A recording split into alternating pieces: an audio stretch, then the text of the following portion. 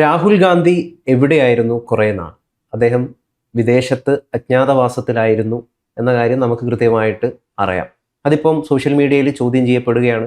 C J പിക്കാർ തെരുവിൽ പ്രതിഷേധിച്ചപ്പോൾ ആദ്യഘട്ടങ്ങളിൽ നിങ്ങൾ എവിടെയായിരുന്നു രാഹുൽ ഗാന്ധി എന്നാണ് എല്ലാവരും ചോദിക്കുന്നത്. ഗീതാഞ്ജലി, സോനം വാങ്ചുങ്ങിൻ്റെ ഭാര്യ എന്താണ് പറഞ്ഞത്? വലിയ അധിക്ഷേപമാണ് അദ്ദേഹത്തിനെതിരെ നടത്തിയത്, അല്ലെങ്കിൽ വലിയ വിമർശനമാണ് നടത്തിയത്. ജനങ്ങളെ പറ്റിക്കരുത് രാഹുൽ ഗാന്ധി, ഈ വിഡ്ഢിത്തൊക്കെ ജനങ്ങൾ തിരിച്ചറിയുന്നൊക്കെ കടുത്ത ഭാഷയിൽ വിമർശിച്ചു പറഞ്ഞു. നമുക്കറിയാം, കോൺഗ്രസ് എന്ന് പറയുന്നത് ഗ്രാൻഡ് ഓൾഡ് പാർട്ടിയാണ്, മുതുമുത്തച്ഛിയായിട്ടുള്ള പാർട്ടിയാണ്. അവർക്ക് ചെയ്യാൻ പറ്റാത്തൊരു കാര്യം ഈ പുതിയ കുട്ടികൾ, കോക്രോച്ച് കുട്ടികൾ, പാറ്റക്കുട്ടികൾ വിജയിപ്പിച്ച് കാണിച്ചിരിക്കുന്നു. വെറും 3 മാസം കൊണ്ട് ഈ CJP ഇന്ത്യ മുഴുവൻ പ്രസിദ്ധമായിരിക്കുന്നു. എങ്ങനെ ഇവർക്കിത് സാധിച്ചു? വെറും 3 മാസം കൊണ്ട് ഒരു സംഘടനയെ ഇത്രയും വലിയൊരു വിജയകരമായിട്ട് ിലേക്ക് എത്തിക്കുക എന്ന് പറയുന്നത് നിസ്സാരപ്പെട്ടുള്ള കാര്യമല്ലല്ലോ. നമ്മുടെ നാട്ടിൽ നിരവധിയായിട്ടുള്ള സംഘടനകളുണ്ട്. 10ഉം 100ഉം 200ഉം ആളുകളെ മാത്രം സംഘടിപ്പിക്കാൻ ഇത്രയും കാലമായിട്ട് പറ്റിയിട്ടുള്ള ഒരുപാട് സംഘടനകളുണ്ട്. അവർക്കൊന്നും ചെയ്യാൻ പറ്റാതിരുന്ന ഒരു കാര്യം ഈ കോക്രോച്ചുകാർക്ക് എങ്ങനെ ചെയ്യാൻ പറ്റി? 2 വലിയ ചോദ്യങ്ങളാണ്, ചെറിയ ചോദ്യങ്ങളല്ല. ഒന്ന്, ആദ്യത്തേത്, ഈ ആദ്യത്തെ ചോദ്യം ഭയങ്കര വലിയ ചോദ്യമാണെന്നൊക്കെ നമുക്ക് തോന്നുമെങ്കിൽ അതിലൊന്നും ഒരു കാര്യമില്ല. ഇപ്പോൾ ഉദാഹരണത്തിന് ഇന്ത്യയിലുള്ള പാർട്ടികളിൽ ഏറ്റവും വലിയ പാർട്ടി എന്ന് പറയുന്നത് കോൺഗ്രസ് ആണ്, തീർച്ചയായിട്ടും BJP കഴിഞ്ഞാൽ. ആ കോൺഗ്രസിനെ പോലൊരു പാർട്ടിക്ക്, അതല്ലെങ്കിൽ തൃണമൂൽ കോൺഗ്രസിനെ പോലെ, അല്ലെങ്കിൽ സമാജ്വാദി പാർട്ടിയെ പോലെ, DMK പോലെ, TVK പോലെ, CPM പോലെ, CPI പോലെ എന്തോരം പാർട്ടികളുണ്ട്. അപ്പോൾ ആ പാർട്ടികൾ തന്നെ ചില സമരങ്ങൾ ഏറ്റെടുക്കും. ചിലപ്പോൾ അവിടെ ഒരു വലിയ മൂവ്മെന്റ് ഉണ്ടാവുമെന്ന് നമ്മൾ വിചാരിക്കരുത്. ലോകത്തിന്റെ ചരിത്രം എടുത്ത് പരിശോധിച്ചാൽ പലപ്പോഴും പല ഡിഫറൻ്റ് ആയിട്ടുള്ള മൂവ്മെന്റുകളും പൊട്ടിപ്പുറപ്പെട്ടിട്ടുണ്ട്. ഇപ്പം നമുക്കറിയാലോ, അമേരിക്കയിൽ എങ്ങനെയാണ് സോറാൻ മംദാനി ഒരു താരമായി മാറുന്നത്, അതുപോലെ പല ആളുകളും വരാറുണ്ട്. അപ്പോൾ അതുകൊണ്ട് പോലെ തന്നെ ഇതിനകത്ത് വന്നു. യഥാർത്ഥത്തിൽ അത് ശരിയാണ്, ഒരു രാഷ്ട്രീയ പാർട്ടികൾ എന്നുള്ള നിലക്ക് പ്രതിപക്ഷ പാർട്ടി, ഏറ്റവും വലിയ പ്രതിപക്ഷ പാർട്ടി എന്നുള്ള നിലക്ക് അത് ഏറ്റെടുക്കേണ്ടതിൻ്റെ ഏറ്റവും വലിയ ഉത്തരവാദിത്തം കോൺഗ്രസിനായിരുന്നു. പക്ഷെ കോൺഗ്രസിനേക്കാൾ കുറെ കൂടി ഭംഗിയായി ഇവർ ഈ പരിപാടി മാനേജ് ചെയ്തു എന്നുള്ളതാണ് നമ്മൾ മനസ്സിലാക്കേണ്ട ഒരു കാര്യം. ഇപ്പോൾ ഉദാഹരണത്തിന് BJPയുടെയും സംഘപരിവാറിൻ്റെയും ഒക്കെ ഏറ്റവും വലിയ സ്ട്രെങ്ത് എന്തായിരുന്നു എന്നുള്ളത് നമ്മളൊന്ന് അറിയണം. 2009, 2010 മുതൽ ഒരു 500 കോടി 50 കോടിയോളം വരുന്ന ഇൻസ്റ്റാഗ്രാം ഫോളോവേഴ്സ്, ഏതാണ്ട് അതിനേക്കാൾ കൂടുതൽ വരുന്ന ഫേസ്ബുക്ക് ഫോളോവേഴ്സ്, അത്രയും തന്നെ വരുന്ന ഫേസ്ബുക്ക്. അപ്പോൾ ഇത്തരത്തിലുള്ള ആ പ്രചരണ ആയുധങ്ങളെല്ലാം തന്നെ കൈയടക്കി വെച്ചിരുന്നത് യഥാർത്ഥത്തിൽ BJP ആണ്. BJP അതിലൂടെ കൃത്യമായി അവരുടെ വർഗീയ വംശീയമായിട്ടുള്ള അജണ്ടകൾ കടത്തിവിട്ടുകൊണ്ടേയിരിക്കുകയാണ് ചെയ്തിട്ടുള്ളത്. കേരളത്തിലൊക്കെ അതാണ് സംഭവിച്ചിട്ടുള്ളത്. ഈ കേരളത്തിലടക്കമുള്ള ഇന്ത്യയിലടക്കമുള്ള എല്ലാ സംസ്ഥാനങ്ങളിലും ഇങ്ങനെ കടത്തിവിട്ടുകൊണ്ടിരുന്നതിന് കൃത്യമായി അതിലെവിടെയാണോ പ്രശ്നമെന്ന് കണ്ടെത്തി പിടിക്കുകയും അതിനേക്കാൾ വലിയ പ്രചരണം അഴിച്ചുവിടുകയുമാണ് CJP ചെയ്തത്. അത് ഏതെങ്കിലും രാഷ്ട്രീയ പാർട്ടികൾക്ക് ചെയ്യാൻ പറ്റുമായിരുന്നോ എന്നൊക്കെ ചോദിച്ചാൽ എനിക്ക് സംശയമുണ്ട്. കാരണം എന്താ, ഈ സമരത്തെ നിങ്ങളൊന്ന് എടുത്തു നോക്കിയിട്ടുണ്ടെങ്കിൽ അതിൽ ഒരു മുസ്ലിം വേർഷൻ ഉണ്ടാക്കാൻ ശ്രമിച്ചിരുന്നു, രാജ്യദ്രോഹി വേർഷൻ ഉണ്ടാക്കാൻ ശ്രമിച്ചിരുന്നു, ഒരു ഹിന്ദുത്വ ഐഡിയോളജികൾ കൊണ്ട് ഇതിനെ തകർക്കാൻ ശ്രമിച്ചിരുന്നു. പക്ഷെ ഇതൊന്നുമല്ല. ഞങ്ങൾ നിങ്ങളോട് സംസാരിക്കുന്നത് ഒരു രാഷ്ട്രീയ പാർട്ടിയുടെ ഒരു ലേബൽ പിടിച്ചുകൊണ്ട് പോലുമല്ല എന്ന് പറഞ്ഞപ്പോൾ തന്നെ പകുതി CJP വിജയിച്ചു. കാരണം എന്താ, ഇപ്പൊ കോൺഗ്രസ് വന്നിട്ട് നിങ്ങളുടെ കാലത്ത് 152 ലീക്കേജുകൾ ഉണ്ടായില്ലേ ക്വസ്റ്റ്യൻ പേപ്പറിൽ എന്ന് ചോദിക്കുമ്പോൾ ഉടനെ തിരിച്ചു പറയാനുള്ള ഒരു സ്പേസ് ഉണ്ട്. നിങ്ങളുടെ കാലത്ത് 28 ഉണ്ടായിരുന്നു, അതിനെന്ത് നടപടി എടുത്തു എന്ന് ചോദിക്കുന്ന കാര്യമുണ്ട്. ഞാൻ IIMന്റെ ക്യാറ്റ് എഴുതാൻ പോകുമ്പോൾ അന്ന് പരീക്ഷ ചോർന്നിട്ടുണ്ട്. ഞാൻ ക്യാറ്റ് എഴുതാൻ പോകുന്ന 10-25 കൊല്ലം മുമ്പ് അന്ന് പരീക്ഷ ചോർന്നുണ്ട്, 23 കൊല്ലം. അപ്പൊ ഞാൻ പറയണത് അന്ന് എനിക്കറിയാം. അപ്പൊ അന്ന് എങ്ങനെയാണ് സംഭവിച്ചത്? അതിനുശേഷം അന്ന് PIPMT ഒക്കെ ചോർന്നിട്ടുണ്ട് പലവട്ടം തന്നെ, മെഡിക്കൽ എൻട്രൻസ് പരീക്ഷകളൊക്കെ ചോർന്നിട്ടുണ്ട്.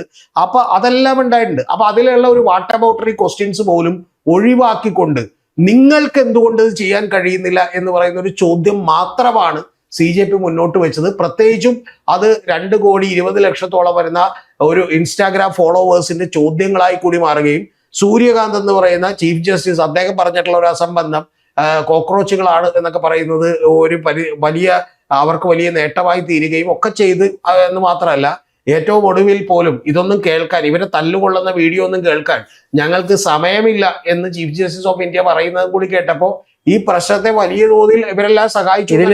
ഇത് നമ്മൾ മൊത്തത്തിലൊന്ന് വായിക്കുമ്പോൾ ഒരു പക്ക സ്ക്രിപ്റ്റ് നമുക്ക് ഇതിൽ കൃത്യമായിട്ട് ഒരുപക്ഷെ വായിച്ചെടുക്കാൻ പറ്റും.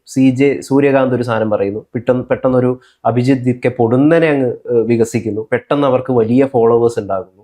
എന്തുകൊണ്ടാണ് രാഹുൽ ഗാന്ധി ഇവിടെ ഉണ്ടായിരുന്നല്ലോ, നമ്മുടെ പ്രതിപക്ഷ നേതാവാണല്ലോ രാഹുൽ ഗാന്ധി, അദ്ദേഹം എന്തുകൊണ്ട് അഭിജിത്ത് വരുന്നതിന് മുമ്പ് ഈ ഇഷ്യൂ ടേക്കപ്പ് ചെയ്തില്ല? അപ്പം രാഹുൽ ഗാന്ധിയാണോ അഭിജിത്തിന് പിന്നിലുള്ളത്? രാഹുൽ ഗാന്ധിക്ക് ഇത് ചെയ്യാൻ പറ്റില്ല, കാരണം കോൺഗ്രസ് ഇരിക്കുന്ന കാലത്ത് നിരവധിയായിട്ടുള്ള പേപ്പറുകൾ ലീക്ക് ആയിട്ടുണ്ട്. രാഹുൽ ഗാന്ധി അത് ചെയ്യേണ്ട പോലും ആവശ്യമില്ല. യഥാർത്ഥത്തിൽ രാഹുൽ ഗാന്ധിയെ പോലൊരു പ്രതിപക്ഷ നേതാവ് ഇത് ടേക്കപ്പ് ചെയ്യാത്തതിൽ എനിക്കൊക്കെ ആദ്യം ബുദ്ധിമുട്ടുണ്ടായിരുന്നു. പക്ഷെ ഞാൻ വിചാരിക്കുന്നത് രാഹുൽ ഗാന്ധി ആ സ്പേസ് അങ്ങോട്ട് വിട്ടുകൊടുക്കുന്നത് പിന്നീട് ബോധപൂർവമാണെന്നാണ് ഞാൻ വിചാരിക്കുന്നത്. കാരണം വളരെ കൃത്യമായിട്ട് അതങ്ങനെ വിട്ടുകൊടുക്കുകയും അതിന് വലിയ പിന്തുണയേറുകയും രാഷ്ട്രീയം ഇല്ലാതെ തന്നെ വളരെ അരാഷ്ട്രീയമായി, അതായത് ഇത് BJP-ക്കെതിരെയുള്ള രാഷ്ട്രീയമായ ഒരു നീക്കമല്ല, പക്ഷെ ഒരു ന്യായത്തിനും നീതിക്കും ഒപ്പം നിൽക്കാനാണ് ഈ ഇന്ത്യൻ യുവത്വത്തോട് ഞങ്ങൾ പറയുന്നത് എന്ന് പറഞ്ഞുകൊണ്ട് ഗംഭീരമായിട്ടുള്ള പ്രചരണം അവർ നടത്തിവിടുകയും ചെയ്തപ്പോൾ അതങ്ങ് നടക്കട്ടെ എന്ന് വിചാരിക്കുകയും ഏറ്റവും ഒടുവിൽ അതിൻ്റെ ഒരു കൃത്യം ഘട്ടത്തിലേക്ക് എത്തിയപ്പോൾ വളരെ കൃത്യമായി പ്രധാനമന്ത്രിയുടെ ഓഫീസിലേക്ക് വീട്ടിലേക്ക് മാർച്ച് നടത്താൻ തീരുമാനിക്കുകയും ചെയ്ത ഒരു സ്ട്രാറ്റജി അതിഗംഭീരമാണെന്ന് ഞാൻ കരുതുന്നു. അതുകൊണ്ട് തന്നെ ഇത് രണ്ടും തമ്മിൽ ക്ലബ് ചെയ്യുമ്പോണ്ടായിട്ടുള്ള വലിയ ശക്തിയിൽ തീർച്ചയായിട്ടും വീണു. കൂടാതെ നമുക്കറിയാം ഇപ്പം ഇടതുപക്ഷവും അതുപോലെ തന്നെ ഐസയും SFIയും ഒക്കെ തന്നെ അവിടെ നിരാഹാരം കിടന്ന കുട്ടികളിലുണ്ട്. ശരിക്കും പറഞ്ഞാൽ കോൺഗ്രസിനേക്കാൾ കൂടുതൽ ഇതിൻ്റെ ഒരു മെറിറ്റ് അവകാശപ്പെടാവുന്ന അവർക്കാണ്. കാരണം അവർ ഈ സമരത്തോടൊപ്പം നേരത്തെ തന്നെ ചേർന്ന് നിന്നാണ്. യഥാർത്ഥത്തിൽ ഈ അഭിജിത് ദീപ്ക്ക് അങ്ങനെ താങ്കൾ സുപ്രഭപ്പെടുന്നതന്നെ ഒന്നും വന്നതൊന്നുമല്ല. അഭിജിത് ദീപ്ക്ക് ഏറ്റവും ആദ്യം ഈ വിദ്യാഭ്യാസ രംഗത്താണ് ഞങ്ങൾ ഇടപെടാൻ പോകുന്നത്, അവിടെയുള്ള പ്രശ്നങ്ങളിലാണ് ഞങ്ങൾ ഇടപെടാൻ പോകുന്നത്. കോക്രോച്ച് ജനതാ പാർട്ടി എന്ന് പറഞ്ഞൊരു പാർട്ടി രൂപീകരിച്ചിട്ടുണ്ട്, നിങ്ങളുടെയൊക്കെ സഹായം വേണമെന്ന് പറഞ്ഞുകൊണ്ട് NSUIക്കടക്കം അതുപോലെ SFIക്കടക്കം എല്ലാവർക്കും കത്ത് കൊടുത്തു. പക്ഷെ NSUI അതിനെ അവഗണിച്ചു. NSUIന്റെ ഇപ്പോഴും അഖിലേന്ത്യാ പ്രസിഡന്റ് ഒരു ആരാണെന്ന് പെട്ടെന്ന് ചോദിച്ച ആളുകൾക്ക് അറിയാൻ പാടില്ലാത്ത ഒരാളാണ്. അപ്പൊ അത്തരത്തിൽ അവഗണിക്കുകയും എന്നാൽ ഈ ഐസയും അതുപോലെ തന്നെ SFIയും ഒക്കെ കൂടെ ചേർന്ന് നിൽക്കുകയും ചെയ്തു. അങ്ങനെ കൂടെ ചേർന്ന് നിന്നുകൊണ്ട് അവരുടെ കൃത്യമായിട്ടുള്ള അവരുടെ ഒരു ചില പരിചയക്കുറവുകളെ കൂടി പരിഹരിച്ചുകൊണ്ടാണ് ഇത് ഗംഭീരമായിട്ട് വന്നത്. എന്നാൽ അറ്റ് ദ സെയിം ടൈം ഇതിന്റെ ഒരു വലിയ മാനത്തിലേക്ക് വന്നത് CJP വന്നതുകൊണ്ടാണ്. അതിനു മുമ്പേ KSUവും SFIയും ഒക്കെ സമരം ചെയ്തിട്ടുണ്ട്, NSUI ഒക്കെ സമരം ചെയ്തിട്ടുണ്ട്. പക്ഷെ ഇപ്പൊ അടുത്തത് സംഭവിച്ചതെന്ന് വെച്ചിട്ടുണ്ടെങ്കിൽ ഗവൺമെന്റിന്റെ പുറത്തോട്ടൊരു കനത്ത പ്രഷർ വരുന്നത് ഒരു വലിയ മൂവോട് കൂടിയാണ്. ആ മൂവ് എന്താണെന്ന് വെച്ചിട്ടുണ്ടെങ്കിൽ നമ്മുടെ ഈ കോൺഗ്രസിന്റെ അഖിലേന്ത്യാ പ്രസിഡന്റ് മല്ലികാർജുൻ ഖാർഗെയുടെ ബർത്ത്ഡേക്ക് വരണമെന്ന് പറഞ്ഞ് നമ്മുടെ ഇവിടെ എന്ന് വെച്ചാൽ സതീശനെയും അതുപോലെ DK ശിവകുമാറിനെയും എല്ലാവരെയും തന്നെ വിളിച്ചു വരുത്തുകയും ശരിക്കും പറഞ്ഞാൽ കേക്കും കഴിച്ച് പായസവും കുടിച്ച് പോരാം എന്ന് വിചാരിക്കുകയും ചെയ്തതിന് ശേഷം 4 പേരും 5 പേര് മാത്രം, ഒന്ന് സോണിയാഗാന്ധി, രണ്ടാമത്തത് പ്രിയങ്ക ഗാന്ധി, മൂന്നാമത്തത് രാഹുൽ ഗാന്ധി, നാലാമത്തത് KC വേണുഗോപാൽ, അഞ്ചാമത്തത് മല്ലികാർജുൻ ഖാർഗെ, ഇവരോട് മാത്രം പറയുകയും ഈ ഫുഡൊക്കെ കഴിഞ്ഞതിന് ശേഷം വരൂ, നമ്മളിത് ഈ 1.5 കിലോമീറ്റർ അകത്തുള്ള പ്രധാനമന്ത്രിയുടെ വീട്ടിലേക്ക് മാർച്ച് നടത്താൻ പോവുകയാണ്, അദ്ദേഹം പാർലമെന്റിൽ വരുന്നില്ല എങ്കിൽ ചോദ്യം അവിടെ പോയി ചോദിക്കാമെന്ന് പറഞ്ഞതോടുകൂടി ഇതിന്റെ ലെവൽ ഒന്ന് മാറുകയും ചെയ്തു എന്നുള്ളത് വലിയ കാര്യമാണ്. കാരണം കേന്ദ്ര ഗവൺമെന്റ് ഇത് പ്രതീക്ഷിച്ചിരുന്നില്ല, ഏജൻസികൾ ഇത് പ്രതീക്ഷിച്ചിരുന്നില്ല, തടയാൻ പറ്റുമെന്ന് അവർ വിചാരിച്ചിരുന്നില്ല, അവരാകെ ഭയന്നുപോയി എന്നുള്ളത് വാസ്തവമായിട്ടുള്ളൊരു കാര്യമാണ്.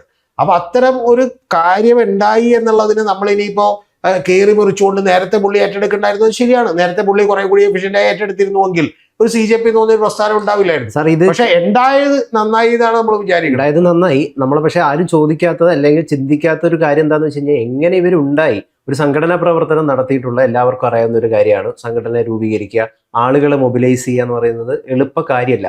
ഇവർക്ക് ഇത്രയും ജനങ്ങളെ വെറും 3 മാസം കൊണ്ട് ഇവർക്ക് മൊബിലൈസ് ചെയ്യാൻ പറ്റി എന്നത് മാത്രമല്ല, അവര് ഉന്നയിച്ച വിഷയത്തിൽ ഗവൺമെന്റ് മുട്ടുമടക്കുകയും ചെയ്തു എന്നുള്ളതാണ് ഇവിടെ. അതുകൊണ്ടാണ് ഞാൻ തുടക്കത്തിൽ ചോദിച്ചത്, ഒരുപാട് പാർട്ടികൾ മുക്കിലും മൂലയ്ക്കും നമ്മുടെ നാട്ടിൽ ഇന്ത്യയിലുണ്ട്. കുറേ അധികം സംഘടനകളെ നമുക്ക് മുക്കിലും മൂലയ്ക്കും പല ആവശ്യങ്ങൾക്കായിട്ട് പ്രവർത്തിക്കുന്നത് കാണാം. എത്രയോ വർഷം പ്രവർത്തിച്ചിട്ടും 200-300 ആളുകളെ പോലും സംഘടിപ്പിക്കാൻ പറ്റാതെ ഇപ്പോഴും പ്രവർത്തിക്കുന്ന കുറേ അധികം സംഘടനകളുണ്ട്. അവരൊക്കെ യഥാർത്ഥത്തിൽ CJPയിൽ നിന്ന് കണ്ടുപഠിക്കേണ്ടത് എന്താണ്? ഇത് CJPയിൽ നിന്ന് മാത്രമല്ല ഗൗതം, ഈ നിങ്ങൾ പറയുന്ന ഒരു പൊളിറ്റിക്സ് ഒക്കെ മാറിയിട്ട് വർഷങ്ങളായി. അത് യഥാർത്ഥത്തിൽ നമ്മുടെ ഇവിടുത്തെയുള്ള പ്രായമേറിയിട്ടുള്ള ആളുകൾ മനസ്സിലാക്കിയിട്ടില്ല എന്ന് മാത്രമേ ഉള്ളൂ. ഇപ്പം ഞാൻ ഉദാഹരണം ഗൗതത്തിനോട് പറയാം. ഒരു 2 കൊല്ലം കൊണ്ടൊരു പാർട്ടി അധികാരത്തിലേക്ക് വരും, രൂപീകരിക്കപ്പെട്ട ഉടനെ തന്നെ എന്ന് പറയുന്നത് ഇന്ത്യയുടെ ചരിത്രത്തിൽ ഒരിക്കലും പ്രതീക്ഷിക്കാൻ പറ്റാത്തൊരു കാര്യമാണ്. അത് ആദ്യമായിട്ട് അങ്ങനെ നടന്നത് NT രാമറാവു മാത്രമാണ്. NT രാമറാവു അദ്ദേഹത്തിന്റെ ജീവിതകാലം മുഴുവൻ സിനിമയിൽ അഭിനയിച്ചുണ്ടാക്കിയ ഇമേജ് കൊണ്ടാണ്. അതിനുശേഷം ഇപ്പോൾ വിജയുണ്ട്. അതിനിടയിൽ വന്നത് നമുക്കറിയാം ആം ആദ്മി പാർട്ടിയാണ്. അപ്പൊ ഈ ആം ആദ്മി പാർട്ടിയൊക്കെ വരുമ്പോൾ അങ്ങനൊരു വലിയ ഹൈപ്പിന് വലിയൊരു സ്കോപ്പ് ഉണ്ട് എന്നുള്ളത് മനസ്സിലാക്കിയത് എന്നാണ്. പക്ഷെ ഇപ്പൊ അങ്ങനെയല്ല. ഇപ്പൊ ലോകം മുഴുവൻ ഇത് വളരെ എളുപ്പത്തിൽ നടക്കുന്ന ഒരു കാര്യമാണ്. 2022 ശ്രീലങ്കയിൽ എന്താണ് സംഭവിച്ചത്? ഒരൊറ്റ ഇതുപോലെ തന്നെ ഒരു വലിയ ബഹുജന പ്രക്ഷോഭം ഉണ്ടായി. ഇപ്പൊ ഇവിടെ സംഭവിച്ചൊക്കെ തന്നെ അവിടെ ഉണ്ടായി. അതായത് ഇപ്പൊ 16 മെട്രോ സ്റ്റേഷനുകൾ ഡൽഹിയിൽ പൂട്ടിയിട്ടിരുന്നു. അവിടെയും എന്ത് ചെയ്തു, റെയിൽവേ സ്റ്റേഷനുകൾ പൂട്ടിയിട്ടു, ആളുകൾ എന്ത് ചെയ്യാതിരിക്കാൻ, ശ്രീലങ്കയിൽ കൊളംബോയിലേക്ക് വരാതിരിക്കാൻ. പക്ഷെ പിന്നീട് ആളുകളുടെ പ്രഷറിന് വഴങ്ങി തുറന്നു കൊടുക്കേണ്ടി വന്നു, ട്രെയിൻ ഓടിക്കേണ്ടി വന്നു. അങ്ങനെയാണ് ഈ ശ്രീലങ്കൻ പ്രസിഡന്റിന്റെ ഒക്കെ കൊട്ടാരത്തിൽ കയറി ആളുകൾ കുളിക്കുന്ന അവസ്ഥ ഉണ്ടായത്. ഇത് 2022 ഉണ്ടായെങ്കിൽ തൊട്ടടുത്ത് 2024 ബംഗ്ലാദേശിൽ നിന്നുണ്ടായി, ഷെയ്ഖ് ഹസീന വിട്ടുപോകേണ്ടി വന്നു. അതും കഴിഞ്ഞ് തൊട്ടടുത്ത ദിവസങ്ങളിൽ നേപ്പാളിൽ 2025 ഇത് തന്നെ ഉണ്ടായി. അപ്പൊ ഇത് നിങ്ങളുടെ ഒരു റീസൺ വളരെ സ്ട്രോങ് ആണെങ്കിൽ നിങ്ങൾക്കിപ്പോൾ കോടിക്കണക്കിന് ആളുകളിലേക്ക് ഒറ്റയടിക്ക് കമ്മ്യൂണിക്കേറ്റ് ചെയ്യാൻ കഴിയും, അവരെ നിങ്ങൾക്ക് മൊബിലൈസ് ചെയ്യാൻ കഴിയുമെന്ന് പറയുന്ന ഒരു സാധ്യത ഈ സോഷ്യൽ മീഡിയകളുടെ ഏജിലുണ്ട്. അത് യഥാർത്ഥത്തിൽ പല രാജ്യങ്ങളിൽ ടിക്ടോക്കിലൂടെ നടന്നിട്ടുണ്ട്, ഇൻസ്റ്റാഗ്രാമിലൂടെ നടന്നിട്ടുണ്ട്, പല കാര്യങ്ങളും. ആരുടെയെങ്കിലും ഒക്കെ പിന്തുണയില്ലാതെ അങ്ങനെയൊക്കെ ഒരു വലിയ റീച്ചിലേക്കും കാര്യങ്ങളിലേക്കൊക്കെ പൊടുന്നനെ വെറും 3 months എന്ന് പറയുന്നത് വളരെ ഷോർട്ട് സ്പാൻ ഓഫ് ടൈമാണ്. ഇതിന്റെ ദുരൂഹത നിലനിൽക്കുന്നത് യഥാർത്ഥത്തിൽ അതുകൊണ്ടാണ്. പലരും ഇതിനെ ജോർജ് സോറോസ് ഫണ്ട് ചെയ്തു, പാകിസ്ഥാൻ, ചൈന, അമേരിക്ക, ഇങ്ങനെ പലരും പല തിയറികളുണ്ടല്ലോ. ആദ്യഘട്ടത്തിൽ കോൺഗ്രസ് നേതാക്കൾ പോലും പറഞ്ഞ് ക്ലെയിം ചെയ്തത് എന്താണ്? CJPയെ സ്പോൺസർ ചെയ്തിരിക്കുന്നത് BJP ആണെന്നാണ്. അല്ല, ഞാൻ പറയുന്നത് ഇത് പലർക്കും പലതരത്തിലുള്ള സംശയങ്ങളുണ്ടാവും, അവർക്ക് ഡൈജസ്റ്റ് ചെയ്യാൻ ബുദ്ധിമുട്ടുണ്ടാവും. ഈ ഡൈജസ്റ്റ് ചെയ്യാൻ ബുദ്ധിമുട്ടുള്ള എല്ലാ കാര്യങ്ങളെക്കുറിച്ചും നമുക്ക് ഇത്തരത്തിൽ വേണമെങ്കിൽ ഇവിടെ ഇരുന്ന് കോൺസ്പിറസി തിയറികൾ പറയാം. പക്ഷെ പ്രധാനപ്പെട്ട ഒരു കാര്യം ഞാൻ പറയുന്നത്, അങ്ങനെ ഇവരാരെങ്കിലും ഫണ്ട് ചെയ്തിട്ടുണ്ടെങ്കിൽ അങ്ങനെ എന്തിനു വേണ്ടി അവരെ ഫണ്ട് ചെയ്യണം എന്ന് പറയുന്നത് വലിയൊരു ചോദ്യമില്ലേ ഗൗതം? ഇപ്പൊ ജോർജ് സോറോസ് ഫണ്ട് ചെയ്തു എന്നൊക്കെ പറഞ്ഞിട്ടുണ്ടെങ്കിൽ, അങ്ങനെ ഉണ്ടെങ്കിൽ പിന്നെ ഇന്ത്യ ഗവൺമെന്റ് ഈ ധർമ്മേന്ദ്ര പ്രധാൻ രാജിവെച്ചാൽ പോരാ, മോദിയും കൂടി രാജിവെച്ച് വീട്ടിൽ പോകണം നല്ലതെന്ന് ഞാൻ പറയും. കാരണം ഇന്ത്യയുടെ റോ പോലെയുള്ള, ഇന്ത്യയുടെ CBI പോലെയുള്ള, എൻഫോഴ്സ്മെന്റ് ഡയറക്ടറേറ്റ് പോലെയുള്ള, ഇൻകം ടാക്സ് പോലെയുള്ള ഇത്രയും വലിയ സംവിധാനങ്ങൾ നമ്മുടെ രാജ്യത്തിനുണ്ടായിട്ടും ഇതൊന്നും കണ്ടുപിടിക്കാൻ പറ്റിയില്ലെങ്കിൽ പിന്നെ നമ്മൾ എന്ത് ചെയ്യുന്നതാണ്? പ്രധാനമന്ത്രി രാജിവെച്ച് വീട്ടിൽ പോവുകയോ അടുത്ത തെരഞ്ഞെടുപ്പ് നടത്തി കൊള്ളാവുന്ന ആരെങ്കിലും അപ്പോയിന്റ് ചെയ്യുകയാണ് വേണ്ടത്. അപ്പൊ അതുകൊണ്ട് ഇതിലൊന്നും ഒരു അർത്ഥമില്ല. ഞാൻ പറഞ്ഞു വന്നത്, നിങ്ങളിപ്പോൾ ഈ ലോകരാജ്യങ്ങൾ മൊത്തം എടുത്ത് നോക്കിയാൽ നിങ്ങൾ കണ്ടോളൂ, ഒരാളുടെ ഇമേജ് മാറ്റാൻ 3 മാസം കൊണ്ടോ 6 മാസം കൊണ്ടൊക്കെ ഇമേജ് മാറ്റുന്നത് സംഭവിക്കുന്നത് പോലെ തന്നെ നിങ്ങളുടെ ഒരു റീസൺ അത് ജനത്തിനെ തൊടുന്നതാണെങ്കിൽ, അത് വളരെ കൃത്യമായി അവരുടെ മനസ്സിനെ സ്പർശിക്കാൻ കഴിയുന്നതാണെങ്കിൽ ആളുകളെ മൊബിലൈസ് ചെയ്യാൻ പറ്റാറുണ്ട്. ഒന്ന്. ഇനി രണ്ടാമത്തെ കാര്യം, അഭിജിത്ത് ദീപ്കെ ഇങ്ങോട്ട് വന്ന സമരത്തിൽ ആദ്യത്തെ സമരം പൊളിഞ്ഞുപോയി എന്നാണ് ആളുകൾ എഴുതിയത്. കാരണം എന്താ? വെറും 2000 പേര് മാത്രമേ ആ സമരത്തിൽ ആദ്യത്തെ ദിവസം ഉണ്ടായിരുന്നുള്ളൂ. പക്ഷെ പിന്നീട് ഇവിടെ അത് ആളുകളെ വൈകാരികമായി സ്പർശിക്കുന്നു. ഇവർ പറയുന്നതിൽ കാര്യമുണ്ടല്ലോ എന്ന് വിചാരിച്ചാണ് ആളുകൾ പുറത്തേക്ക് വരുന്നത്. പിന്നെ മൂന്നാമത്തെ ഒരു വലിയ കാര്യം, ഇവിടെ എന്തിനാണ് ധർമ്മേന്ദ്ര പ്രധാൻ ഇത്രയും വൈകിപ്പിച്ചിട്ട് ഇത്രയും ഡ്രാമകൾക്കൊക്കെ ശേഷം രാജിവെപ്പിച്ചത്? എന്താ? തുടക്കം തന്നെ വേണമെങ്കിൽ BJPക്ക് രാജിവെപ്പിക്കായിരുന്നല്ലോ. BJPക്ക് രാജിവെപ്പിക്കാമായിരുന്നു എന്നുള്ള കാര്യത്തിലൊരു സംശയമില്ല. പക്ഷെ BJP രാജിവെക്കാത്തതിൻ്റെ പിന്നിൽ ഒരുപാട് കാരണങ്ങളുണ്ട്. അതിപ്പോൾ പറഞ്ഞു പോയാൽ കുറച്ച് നീണ്ടുപോകും. കാരണം എന്താ വെച്ചാൽ, ഈ മെഡിക്കൽ എഡ്യൂക്കേഷൻ എന്ന് പറയുന്നത് തന്നെ ഇന്ത്യ രാജ്യത്ത് വലിയ കൊള്ളയാണ്. ആ മെഡിക്കൽ എഡ്യൂക്കേഷൻ അടക്കമുള്ള പല കാര്യങ്ങളിലും വലിയ തോതിലുള്ള വിഭവ സമാഹരണം BJPക്ക് വേണ്ടി നടത്താൻ കഴിയുന്നതിൽ ഒരാളാണ് ഈ ധർമ്മേന്ദ്ര പ്രധാൻ എന്ന് പറയുന്നത്. അദ്ദേഹത്തെ വിളിക്കുന്നത് മണിമാൻ എന്നാണ്. ഞാനിപ്പോൾ അതിൻ്റെ വിശദാംശങ്ങൾ വേണമെങ്കിൽ പറയാം. ഇന്ത്യയിൽ ഒരു മാധ്യമവും പറഞ്ഞിട്ടില്ലാത്ത വിശദാംശങ്ങളാണ്. അപ്പോൾ അത് ഒരു 20,000-ഓളം 1,37,000-ഓളം വരുന്ന മെഡിക്കൽ സീറ്റുകളാണ് കേരളത്തിലുള്ളത്, MBBS സീറ്റ്, ഇന്ത്യയിലുള്ളത് MBBS സീറ്റുകൾ. അതിൽ ഒരു MBBS സീറ്റിന് 4 കോടി രൂപ വെച്ച് കിട്ടും നിങ്ങൾ വിൽക്കാൻ തീരുമാനിച്ചാൽ. അപ്പോൾ 20,000 MBBS സീറ്റുകൾ വിറ്റാൽ നിങ്ങൾക്ക് 80,000 കോടി രൂപ കിട്ടും. അപ്പോൾ അത്തരത്തിൽ ഇത് വലിയ കോടികളുടെ പരിപാടിയാണ്. ആ പരിപാടികളൊക്കെ ഉള്ളത് കുറച്ചുകൂടി ആർത്തി മൂത്തിട്ടാണ് പരീക്ഷകൾ കൂടി വിൽക്കാൻ തീരുമാനിച്ച. ഒരു പരീക്ഷ വിറ്റിട്ടുണ്ടെങ്കിൽ 250 കോടി രൂപ കിട്ടും. അപ്പോൾ അങ്ങനെ വിൽക്കാൻ തീരുമാനിച്ചതിൻ്റെ ഭാഗമായിട്ടാണ് ഇത് വന്നിട്ടുള്ളത്. ഒന്ന്. രണ്ടാമത്തത്, ധർമ്മേന്ദ്ര പ്രധാന്റെ വലിയൊരു പ്രാധാന്യം എന്ന് പറയുന്നത് 2024 BJPക്ക് വലിയ തകർച്ചയും മോദി ബ്രാൻഡ് തകർന്നു പോവുകയും ചെയ്തതിന് ശേഷം അത് തിരികെ കൊണ്ടുവരാൻ സഹായിച്ച ഒരാളാണ്. കാരണം അദ്ദേഹമാണ് ഹരിയാനയിലും അതുപോലെ മഹാരാഷ്ട്രയിലും ഒഡീസയിലും ഒക്കെയുള്ള തെരഞ്ഞെടുപ്പുകൾക്ക് ചുക്കാൻ പിടിച്ചിട്ടുള്ള ഒരാളെന്ന് പറയുന്നത്. അദ്ദേഹം ബജ്രംഗ് ദളിന്റെ അഖിലേന്ത്യാ ചെയർമാൻ കൂടിയാണ്, വൈസ് പ്രസിഡന്റ് ആയിരുന്നു, ചെയർമാൻ ആയിരുന്നു, പല പരിപാടികളുമായിരുന്നു. അപ്പോൾ അത്തരത്തിലുള്ള ഒരാളെ പെട്ടെന്ന് കൈയൊഴിയൽ സാധ്യമല്ല. ഇതാണ് ഒരു കാരണം. ഇനി രണ്ടാമത്തെ കാരണം എന്താണെന്ന് വെച്ചാൽ, ഈ സമരമല്ല, ഇതിനേക്കാൾ എത്ര സമരം കണ്ടിരിക്കുന്നു, ഇതൊന്നും കുഴപ്പമില്ല എന്നുള്ളത് BJP ഏറ്റവും ആദ്യം അങ്ങോട്ട് വിചാരിച്ചു. പക്ഷേ ഇത് പാളിയത് എവിടെയെന്ന് വെച്ചാൽ, ഈ കഴിഞ്ഞ ദിവസങ്ങളിൽ ഇന്റലിജൻസ് ബ്യൂറോയും അതുപോലെ തന്നെ മറ്റ് കേന്ദ്ര അന്വേഷണ ഏജൻസികളൊക്കെ മോദിക്ക് റിപ്പോർട്ട് കൊടുത്തപ്പോൾ മോദിക്ക് മനസ്സിലായി ഇത് കൈവിട്ടു പോകും. കാരണം ഇത് യഥാർത്ഥത്തിൽ അവരവിടെ സമരം ചെയ്താൽ പോലും ഇത് ഇത്ര രൂക്ഷമാവില്ലായിരുന്നു. പക്ഷെ സമരം ചെയ്യുന്ന ആളുകളെ കുത്തിവെച്ച വടിവെച്ച് അടിക്കുകയും ഷോക്ക് അടിപ്പിക്കുകയും സ്ത്രീകൾ തിരിഞ്ഞു നടക്കുമ്പോഴത്തേക്കും അവരുടെ ഈ പറഞ്ഞ സ്വകാര്യ ഭാഗങ്ങളിൽ വടികൊണ്ട് കുത്തുകയും പിന്നെ താടിയും പൊടിയും വളർത്തിയിട്ടുള്ള ഗുണ്ടകൾ വന്ന് പോലീസുകാരായി നിൽക്കുകയും ഒക്കെ ചെയ്യുമ്പോൾ ജനരോഷം ഇരട്ടിക്കുകയാണ് എന്നുള്ളത് യഥാർത്ഥത്തിൽ ഞാൻ മനസ്സിലാക്കിയത് എങ്ങനെയാണെന്ന് വെച്ച് കഴിഞ്ഞാൽ ഭരണകൂടം, അതായത് BJP യഥാർത്ഥത്തിൽ വേണമെങ്കിൽ ഈ ഒരു സമരം നടന്നോട്ടെ, നമുക്ക് നോക്കാം എന്നൊരു നിലപാട് യഥാർത്ഥത്തിൽ സ്വീകരിച്ചിട്ടുണ്ട്. ഈ അഭിജിത് ദീപ് ബോസ്റ്റണിൽ നിന്ന് തിരിച്ച് ഡൽഹിയിലേക്ക് വന്നപ്പോൾ, എയർപോർട്ട് ഇറങ്ങിയപ്പോൾ അദ്ദേഹത്തെ അറസ്റ്റ് ചെയ്യുന്നൊക്കെയായിരുന്നു പല മാധ്യമങ്ങളും എഴുതിയിരുന്നത്. ജന്തർ മന്ദറിൽ ഇവർ പ്രൊട്ടസ്റ്റ് ചെയ്യാൻ, അന്നാണ് ആദ്യമായിട്ട് പ്രൊട്ടസ്റ്റ് സംഘടിപ്പിച്ചത്. ജന്തർ മന്ദറിൽ പ്രൊട്ടസ്റ്റ് ചെയ്യാനായിട്ട് അനുമതി മേടിച്ചിട്ടില്ല. അനുമതി മേടിക്കാതെ എങ്ങനെ അവിടെ പ്രൊട്ടസ്റ്റ് ചെയ്യാൻ പറ്റും? അപ്പോൾ അവിടെ വലിയൊരു കലാപാന്തരീക്ഷം, അറസ്റ്റ് ചെയ്യുന്നതൊക്കെ സംഭവം ഉണ്ടാവും. പക്ഷേ അറസ്റ്റ് ചെയ്തില്ല, അവിടെ അവർ പ്രതിഷേധിക്കുകയും ചെയ്തു. അന്ന് എല്ലാവരും റിപ്പോർട്ട് ചെയ്തെന്താ, പാറ്റകളെ കാണാൻ ആരും വന്നില്ല, വലിയ കവറേജ് കിട്ടിയില്ല എന്നുള്ള രീതിയിലായിരുന്നു. എന്തിനാണ് അന്ന് അനുവദിച്ചത്? അല്ല, അന്ന് അനുവദിച്ചത് ഇതുകൊണ്ടാണെന്നേ. നിങ്ങൾ അത്ര നിസ്സാരനാണെങ്കിൽ അതങ്ങ് പോയിക്കോട്ടെ എന്ന് വിചാരിക്കും. അഭിജിത് ദീപ് വന്നിറങ്ങുകയും ഏറ്റവും ആദ്യം ഇന്റലിജൻസ് ബ്യൂറോന്റെ ഒക്കെ റിപ്പോർട്ടുകളൊക്കെ കിട്ടുകയും ഡൽഹി പോലീസിന്റെ റിപ്പോർട്ട് കിട്ടുകയും ചെയ്തപ്പോൾ പറഞ്ഞത് കൂടി വന്ന ഒരു 2000 പേര് കൂടുമെന്നാണ്. അപ്പൊ 2000 പേര് കൂടുതലാണെങ്കിൽ ദൈവർക്ക് ശക്തിയില്ല എന്നറിഞ്ഞിട്ട് പോകണമല്ലേ നല്ലത്. ഇപ്പൊ ശരിക്കും പറഞ്ഞാൽ എനിക്ക് താങ്കളെ അടിച്ച് തകർത്ത് ഇടാൻ പറ്റുമെന്ന് പറഞ്ഞാൽ ഗോതയിലേക്ക് ഞാൻ ആവേശത്തോടെ വിളിക്കും. കാരണം വെച്ചാൽ താങ്കളെ തോപ്പിച്ച് പെട്ടെന്ന് താങ്കൾക്ക് ഒരു കഴിവും എടുക്കൂലെന്ന് തെളിയിച്ചിട്ട് അങ്ങ് വിട്ട പിന്നെ താങ്കളുടെ പരിപാടി തീർന്ന്. അങ്ങനെ വിചാരിച്ചാണ് ഇവർ ഏറ്റവും ആദ്യം തുടങ്ങിയത്. പക്ഷെ ഇത് പിന്നീട് വേണമെങ്കിൽ ഇങ്ങനെ കത്തിപ്പട്ടരാവുന്ന ഒരു സംഭവമാണെന്ന് മനസ്സിലാക്കിയില്ല. ഏറ്റവും ഒടുവിലത്തെ ദിവസം ബീഹാറിൽ പോലും നിരവധി ജില്ലകളിൽ ഈ സമരക്കാരും ഇവളുമായിട്ട് ഏറ്റുമുട്ടൽ ഉണ്ടായപ്പോഴാണ് മനസ്സിലായത് ഇത് കൈവിട്ടു പോയാൽ പണി പാളും. അതുകൊണ്ട് രാവിലെ ഉച്ചക്ക് വൈകുന്നേരം 3 മണിക്കൂർ ഇടവിട്ട് മരുന്ന് കഴിക്കുന്ന പോലെ ചെന്ന് ചർച്ചയായിരുന്നു. ചർച്ച ആരായിട്ടാണ്? ഞാൻ ചോദിക്കുന്നത്, ചർച്ച രാജ്യദ്രോഹികളായിട്ട് ചർച്ച ചെയ്യണമെന്തിനാന്നേ? ഈ മറ്റേ ഇവരൊക്കെ പെട്ടിരുന്ന ഈ താഴേക്കിടയിലുള്ള മറ്റേ സംഘപരിവാര ആളുകളൊക്കെ പറയുന്ന പോലെ താഴേക്ക് ചർച്ച ചെയ്യണമെന്തിനാണ്? അങ്ങനെയാണെങ്കിൽ അപ്പൊ തന്നെ കട്ട് ചെയ്ത രാജ്യദ്രോഹികളല്ല. അപ്പൊ അതുകൊണ്ട് നിങ്ങൾ അല്ല, രാജ്യദ്രോഹികളല്ല എന്ന് പറഞ്ഞാൽ ഇവിടെയുള്ള വലിയ യൂട്യൂബേഴ്സ് ഒക്കെ പോലും രാജ്യദ്രോഹികളാണെന്ന് പറഞ്ഞിട്ടുണ്ട്. ഇപ്പൊ ഇന്ന് പുള്ളി പറയുന്നുണ്ട് രാജ്യദ്രോഹികളെ തോന്നിയ വിളിച്ചങ്ങ പറയുകയാണ്. സാർ, രാജ്യദ്രോഹികൾ എന്ന് പറഞ്ഞു കഴിഞ്ഞാൽ കിട്ടുന്ന വിസിബിലിറ്റിയും രാജ്യദ്രോഹി അല്ല എന്ന് പറയുമ്പോൾ കിട്ടുന്ന വിസിബിലിറ്റിയും രണ്ടാണ്. അല്ല, അത് ശരി തന്നെ. അങ്ങനെ വായി തോന്നിയത് പറയേണ്ടതെന്ന് പറഞ്ഞാൽ മതി. അപ്പൊ കുഴപ്പമില്ല. എനിക്ക് തോന്നിയതൊക്കെ പറയും എന്നുള്ളത് പറഞ്ഞാൽ കുഴപ്പമില്ല. അപ്പൊ അതേപോലെ തോന്നിയത് പറഞ്ഞുകൊണ്ടിരിക്കുകയായിരുന്നു. സത്യം പറഞ്ഞ ഈ സമരത്തോട് സംഭവിച്ചതെന്താണെന്ന് വെച്ചാൽ BJPയുടെ കയ്യിലുള്ള എല്ലാ ആയുധവും ഒടിഞ്ഞു മടങ്ങി. അല്ല, ആ റീഡിംഗ് ആണ് മെയിൻ ആയിട്ട് നടങ്ങി.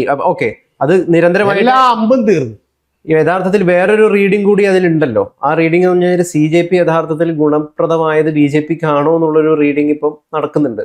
കാരണം എന്തുകൊണ്ടെന്ന് വെച്ച് കഴിഞ്ഞാൽ മോദി മുട്ടുമടക്കി, മോദിയുടെ ഭരണത്തിലും ജനാധിപത്യം പുലരും, മോദി തെരുവിനെ കേൾക്കും, പ്രൊട്ടസ്റ്റുകാരോട് മോശം സമീപനം എടുക്കില്ല. ഇൻസ്റ്റാഗ്രാമിൽ മോദി പാറ്റകൾ ഇരിക്കുന്ന സ്ഥലത്ത് മോദി കയറി, അവിടെ കയറി മോദി തീയിട്ടു. ഇൻസ്റ്റാഗ്രാമിൽ ഇപ്പം അദ്ദേഹം പബ്ലിഷ് ചെയ്ത വീഡിയോ ആണ് ഇൻസ്റ്റാഗ്രാമിന്റെ റീലിന്റെ ചരിത്രത്തിൽ ഏറ്റവും കൂടുതൽ ആളുകൾ കണ്ട വീഡിയോ. ആന്റി മോഡി ക്യാമ്പയിൻ കാരണം 2 മില്യൺ ഫോളോവേഴ്സ് അദ്ദേഹത്തിന് കൂടുകയാണ് ചെയ്തത്. പേളി മാണിക്കൊക്കെ കുറഞ്ഞു, മോദിക്ക് പക്ഷെ കൂടുകയാണ് ചെയ്തത്.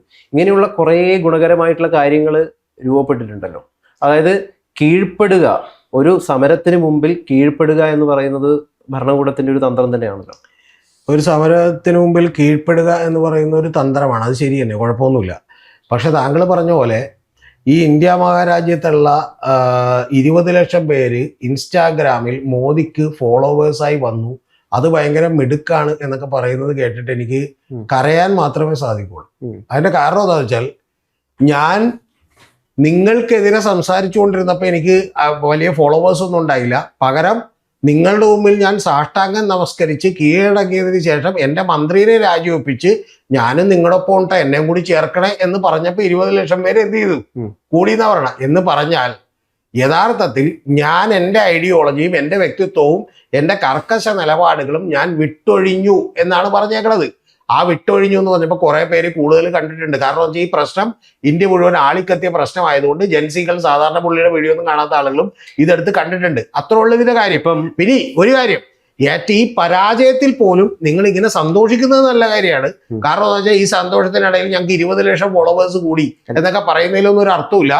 യഥാർത്ഥത്തിൽ നിങ്ങൾ നിങ്ങളുടെ പോളിസി മാറ്റിയാൽ ഞങ്ങൾ കൂടെ നിൽക്കുമെന്ന് പറയുന്നതാണ്. ഇത് ഈ വിഷയത്തിൽ ഒരൊറ്റ റീഡിംഗ് മാത്രം നടന്നാൽ പോരാ, വിവിധ തരത്തിലുള്ള റീഡിങ്ങുകൾ നടക്കണം. മെയിൻ സ്ട്രീം മാധ്യമങ്ങളൊക്കെ റീഡ് ചെയ്യുന്നത് എങ്ങനെയാണ്? മോദി വീണു, മോദി കാലൊടിഞ്ഞു എന്നുള്ള രീതിയിലാണ്. അതിന് മറ്റൊരു റീഡിങ്ങിന്റെ പോസിബിലിറ്റി കൂടിയുണ്ട്. ഇപ്പൊ സന്ദീപ് വാര്യർ ഇതിനിടയിൽ ഫേസ്ബുക്കിൽ കുറിച്ചത് ശ്രദ്ധിച്ചിട്ടുണ്ടായി. അതായത് അദ്ദേഹം പറഞ്ഞത് ഉത്തരേന്ത്യയിൽ ഒരു സമയത്ത് BJPക്ക് മാത്രം വോട്ട് ചെയ്തിരുന്നവർ CJPക്കൊപ്പം ഇവിടെ ആ തെരുവിൽ സമരത്തിനുണ്ടായിരുന്നു.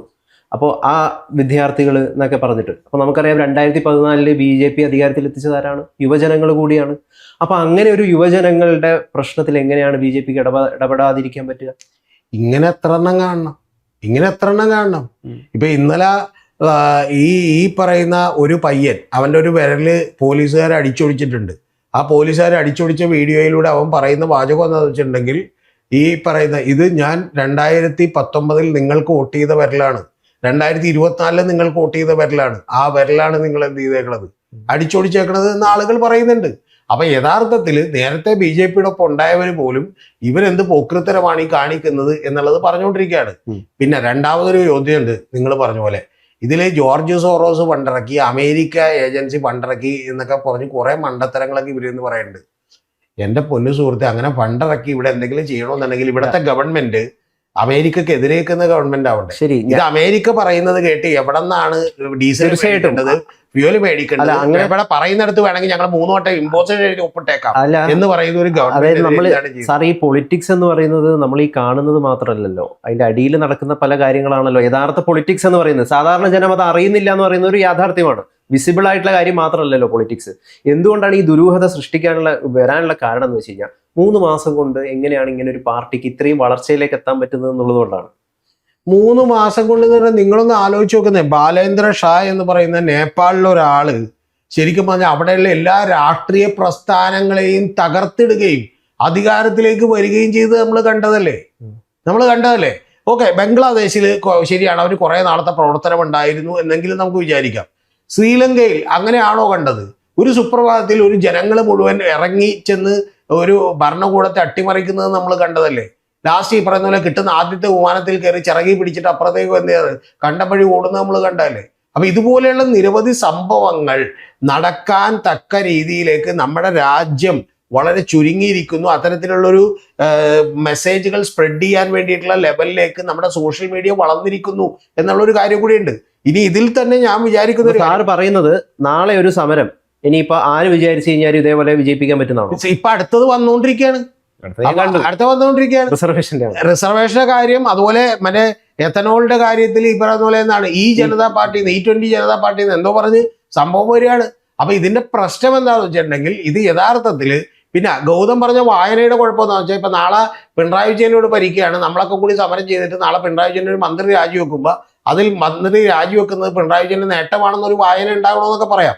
അത് ഓരോരുത്തരുടെ ഇഷ്ടമാണ്. പക്ഷെ പ്രധാനപ്പെട്ട കാര്യം എന്താ വെച്ചാൽ ഒരൊറ്റ കാര്യമുള്ളൂ, ഞങ്ങൾ എല്ലാം കൈപ്പിടിയിൽ ഒതുക്കിയിരിക്കുന്നു, മീഡിയകളെ, ഭരണഘടനാ സ്ഥാപനങ്ങളെ എല്ലാം കൈപ്പിടിയിൽ ഒതുക്കിയിരിക്കുന്നു എന്ന് പറയുന്ന അപ്രമാദിത്വത്തിന് തിരശ്ശീല വീണിരിക്കുന്നു.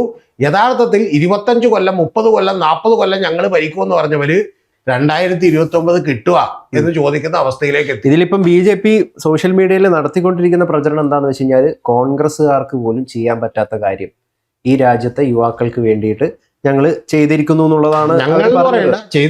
അവര് ചെയ്തിരിക്കുന്നു. അപ്പൊ അതിന്റെ ഭാഗമായിട്ട് ഇപ്പം പവർ ടാസ്ക് ഫോഴ്സിനെ നിയോഗിച്ചിട്ടുണ്ട്. നന്ദൻ നിലേക്കാനിയാണ് അതിന്റെ അധ്യക്ഷൻ, ഇൻഫോസിസിന്റെ co-founder. സോമനാഥനെ പോലുള്ള അങ്ങനെയുള്ള ആളുകളൊക്കെ ഉണ്ട്. അപ്പൊ അങ്ങനെ ഒരു സംഭവം യഥാർത്ഥത്തിൽ അവർക്ക് പ്രചരിപ്പിക്കാൻ പറ്റുമല്ലോ. നിങ്ങളുടെ കാലത്തും പേപ്പർ ലീക്ക് ചെയ്തിട്ടുണ്ട്, നിങ്ങൾ ആരെ റിസൈൻ ചെയ്യിപ്പിച്ചു, എന്ത് അക്കൗണ്ടബിലിറ്റിയാണ് നിങ്ങൾ ഏറ്റെടുത്തത്? ഒന്നും ചെയ്തിട്ടില്ല. ഞങ്ങൾ ചെയ്തു. കാരണം ഞങ്ങൾക്ക് ഈ രാജ്യത്തെ യുവാക്കളെ ആവശ്യമുണ്ട്. ഞങ്ങൾക്ക് 2014 വോട്ട് ചെയ്തവരാണ്, കണ്ടില്ല എന്ന് അടിക്കാൻ പറ്റില്ല. അപ്പം ആ ഒരു സാധനം ഇതൊക്കെ പറയുമ്പോ ആദ്യമേ തന്നെ പറയുകയാണെങ്കിൽ കുഴപ്പമില്ലല്ലോ.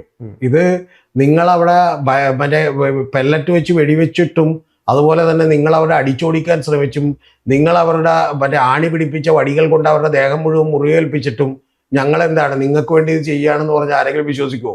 അവര് കഷ്ടപ്പെട്ട് സമരം ചെയ്ത് നേടിയെടുത്തതാണെന്ന് എല്ലാവർക്കും അറിയാവുന്നു. ചില ജനാധിപത്യ പ്രക്ഷോഭങ്ങളൊക്കെ വിജയിക്കും എന്ന് കാണിക്കേണ്ടത് ഇന്ത്യയുടെ ഒരു ആവശ്യം കൂടിയാണ്.